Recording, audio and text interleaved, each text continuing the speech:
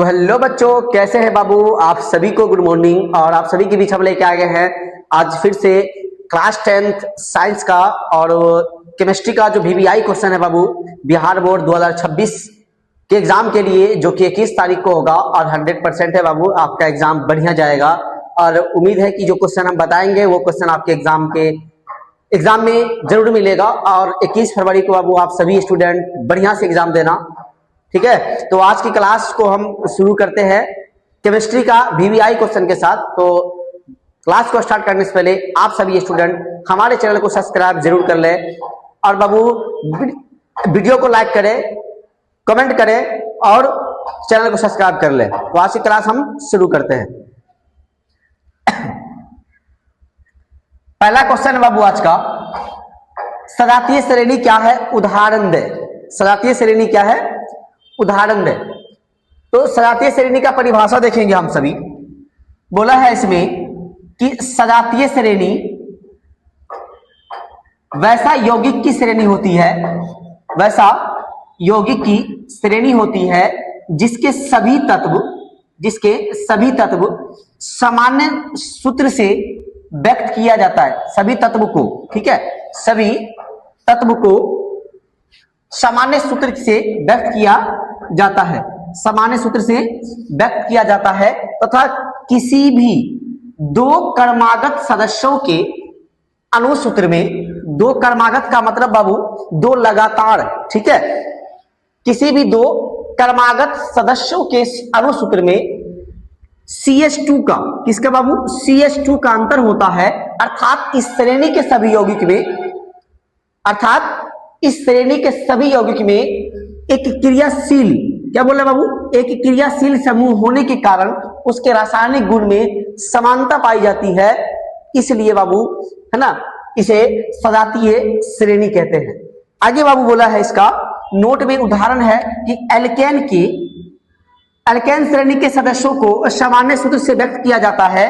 और यहाँ पे एग्जाम्पल में हम आपको बता दिए हैं बाबू, CH2 का अंतर इस प्रकार होता है। तो आप सभी स्टूडेंट वीडियो को एंड तक देखेंगे बाबू, वीडियो को पूरा जरूर देखें क्योंकि बहुत वीवीआई क्वेश्चन है ये सभी बोर्ड एग्जाम 2026 के लिए।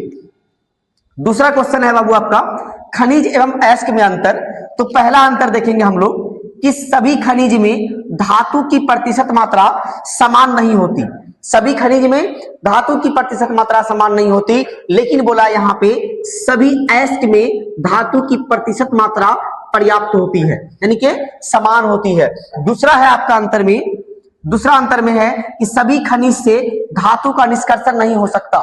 सभी खनिज से धातु का निष्कर्षण नहीं हो सकता, लेकिन सभी अयस्क से, है ना, सभी अयस्क से धातु का निष्कर्षण हो सकता है, ठीक है।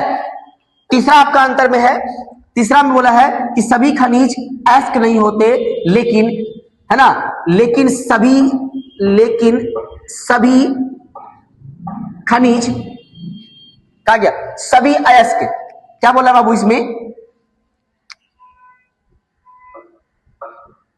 इसमें बोला है आपका कि सभी खनिज अयस्क नहीं होते, लेकिन सभी अयस्क खनिज होते हैं, सभी अयस्क खनिज होते हैं। चौथा है इसमें, याद रखिएगा कि भूपर पट्टी से प्राकृतिक रूप में पाए जाने वाले तत्व या यौगिक को खनिज कहते हैं। लेकिन यहां बोला कि वे खनिज जिससे धातु आसानी से तथा कम खर्च में प्राप्त की जा सकती है, उसे हम क्या कहते हैं बाबू? अयस्क कहते हैं। तो आप सभी स्टूडेंट इसका स्क्रीनशॉट ले लें। हम चलते हैं क्वेश्चन नंबर 4 है हमारा। क्वेश्चन नंबर 4 है साबुन एवं अपमार्जक में अंतर। साबुन एवं अपमार्जक में अंतर देखेंगे हम सभी इसका आंसर। पहला है बाबू कि साबुन कठोर जल के साथ झाग नहीं बनाता, लेकिन अपमार्जक कठोर जल के साथ झाग बनाता है। दूसरा अंतर है बाबू इसमें, दूसरा अंतर में कि साबुन में, है ना, ये जैव अपघटित हो जाते हैं, यानी साबुन जो होता है वो जैव अपघटित हो जाता है, लेकिन कुछ अपमार्जक का जैव अपघटन नहीं होता, कुछ अपमार्जक का जैव अपघटन नहीं होता। इसलिए आप सभी स्टूडेंट वीडियो को अंत तक देखेंगे, है ना। क्वेश्चन नंबर 4 कहता है बाबू, क्वेश्चन नंबर 4 है कि प्लास्टर ऑफ पेरिस, जिसको पीओपी भी कहा जाता है। तो क्वेश्चन ये कहता है कि प्लास्टर ऑफ पेरिस के निर्माण विधि एवं उपयोग को लिखें। तो हम पहले देखते हैं इसका निर्माण विधि को। बोला कि जिप्सम, जिसका सूत्र होता है CaSO4 इंटू 2H2O, जिप्सम को 120 डिग्री सेल्सियस तक सावधानी पूर्वक गर्म करने के फलस्वरूप प्लास्टर ऑफ पेरिस, जिसका सूत्र होता है बाबू CaSO4 इंटू 1/2H2O का निर्माण होता है। उपयोग में देख लेंगे बाबू, इसका उपयोग मूर्ति बनाने के लिए किया जाता है, मूर्ति बनाने में इसका उपयोग होता है। दूसरा बोला है इसका उपयोग है ना शल्य चिकित्सक में किया जाता है। और बाबू पीओपी का उपयोग है ना हड्डी को जोड़ने में है ना भी किया जाता है, तो आप सभी उसको भी याद रखेंगे। 5 नंबर क्वेश्चन बोल रहा है कि उत्प्रेरक से आप क्या समझते हैं, तो उत्प्रेरक से आप क्या समझते हैं, बहुत आसान डेफिनेशन इसका आंसर है इसका बाबू। उत्प्रेरक वह पदार्थ है जो किसी अभिक्रिया की दर को बढ़ा या घटा देती है, बढ़ा या घटा देती है, अभिक्रिया की दर को बढ़ा या घटा देती है, लेकिन वे स्वयं अभिक्रिया के अंत में अपरिवर्तित होता है क्योंकि यह अभिक्रिया में भाग नहीं लेता। उत्प्रेरक का काम क्या है बाबू, किसी भी रिएक्शन को, किसी भी अभिक्रिया को बढ़ाना या घटाना, लेकिन उस अभिक्रिया में उसका कोई इन्वॉल्वमेंट नहीं होता है, उस अभिक्रिया में ये भाग नहीं लेता है, ठीक है, जिसको उत्प्रेरक कहते हैं। 6 नंबर क्वेश्चन बोल रहा है कि ऊष्माक्षेपी अभिक्रिया किसे कहते हैं, तो इसका आंसर हो जाएगा कि वैसा रासायनिक अभिक्रिया जिसमें उत्पाद के निर्माण के साथ साथ उष्मा भी उत्पन्न होता है ना, उष्मा भी उत्पन्न होते हैं, उसे ऊष्माक्षेपी अभिक्रिया कहते हैं। इस प्रकार से बाबू क्वेश्चन नंबर 6 हो गया। हम चलते हैं क्वेश्चन नंबर 7 की तरफ। आप सब क्वेश्चन नंबर 7 देखेंगे हम लोग। 7 नंबर क्वेश्चन है कि ध्वनिक, जिसको बाबू सोनोरस भी कहा जाता है, सोनोरस, ध्वनिक को सोनोरस भी कहते हैं। ध्वनिक किसे कहते हैं, आइए हम इसका आंसर देखते हैं। इसमें जब कुछ धातु कठोर सतह से टकराते हैं तो हम पाते हैं कि एक प्रकार की आवाज उत्पन्न होती है। जब कोई धातु किसी कठोर सतह से टकराता है तो हमें ज्ञात होता है कि हमको एक आवाज उत्पन्न हुआ है ना, आवाज उत्पन्न होती है।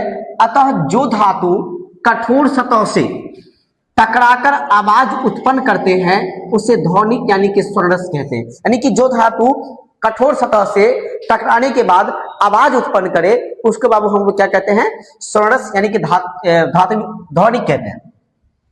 क्वेश्चन नंबर 8 है धोवन सोडा एवं बेकिंग सोडा में अंतर। बाबू ये तो इंपॉर्टेंट ही है, बहुत इंपॉर्टेंट है। धोवन सोडा बेकिंग सोडा में अंतर आपको देख के जाना है, ठीक है, उपयोग भी देखना है बाबू, आपको क्लास में हम पढ़ाए हैं। चलिए पहला अंतर देखेंगे कि इसका रासायनिक नाम, यानी कि धोवन सोडा का रासायनिक नाम सोडियम कार्बोनेट डेकाहाइड्रेट। धोवन सोडा का रासायनिक नाम सोडियम कार्बोनेट डेकाहाइड्रेट है। इसका अणुसूत्र Na2CO3 × 10H2 होता है। बेकिंग सोडा की बात करें तो इसका रासायनिक नाम सोडियम बाइकार्बोनेट होता है और इसका अणुसूत्र NaHCO3 होता है। इसका अणुसूत्र NaHCO3। अगला क्वेश्चन नंबर 9 कहता है मिश्र धातु क्या है। मिश्र धातु के 2 उदाहरण दे, यानी कि मिश्र धातु किसे कहते हैं, इसके 2 उदाहरण के साथ इसका परिभाषा देना है। तो आइए हम परिभाषा देखते हैं। 2 या 2 से अधिक धातुओं अथवा धातु एवं अधातु, धातुओं या धातु और अधातु के समांगी मिश्रण को, या तो धातु होगा नहीं तो धातु और अधातु के समांगी मिश्रण को बाबू हम लोग कहते हैं मिश्र धातु, है ना, मिश्र धातु कहा जाता है। उदाहरण में पीतल आता है और कांच आता है। अगर पीतल की बात करें तो बाबू ये टीन और जस्ता के मिश्रण से बना होता है। अगर कांच की बात करें तो ये टीन और जस्ता से बना होता है पीतल। कांच की बात करें तो बाबू कांच भी इसी मिश्र धातु का उदाहरण है, ठीक है। अगला 10 नंबर में कि लोहे को जंग से बचाने के 2 उपाय बताएं। लोहे को जंग से बचाने का 2 उपाय क्या क्या है हम देखेंगे बाबू। इसमें पहला है इसमें कि लोहे की सतह पर रंग या वर्निश चढ़ाना चाहिए, है ना। उसके बाद दूसरा बोला है कि लोहे की धातु पर जस्ता धातु का परत चढ़ाना चाहिए, मतलब जस्ता के द्वारा पढ़ाना, उसका पता चढ़ाना चाहिए। और एक और बाबू याद रखिएगा कि जो लोहे की धातु होती है उस पे तेल या उसको ग्रीस लगा कर रखना चाहिए, ये भी इसका है ना उपाय से बचाने का तरीका है। इस प्रकार से बाबू 10 क्वेश्चन DVI है जो आपके 21 फरवरी को आपके एग्जाम में, यानी कि टोटल अगर हम बात करें फिजिक्स, केमिस्ट्री और बायोलॉजी मिला के टोटल 30 क्वेश्चन आपके बीच हम जो इंपोर्टेंट क्वेश्चन है बाबू, और ये 30 क्वेश्चन 100% 21 फरवरी को आपके एग्जाम में जरूर आएगा। तो आप सभी स्टूडेंट हमारे चैनल को सब्सक्राइब करें और बाबू वीडियो को लाइक करें, कमेंट करें कि आपको वीडियो कैसा लगा। ठीक है, तो आप सभी से हम मिलते हैं अगली क्लास में अगली पॉइंट के साथ। जो VVI पॉइंट बचा है उन सभी को लेकर आएंगे। तो आप सभी स्टूडेंट चैनल को सब्सक्राइब करना ना भूलें। मिलते हैं आप सभी से अगली क्लास में।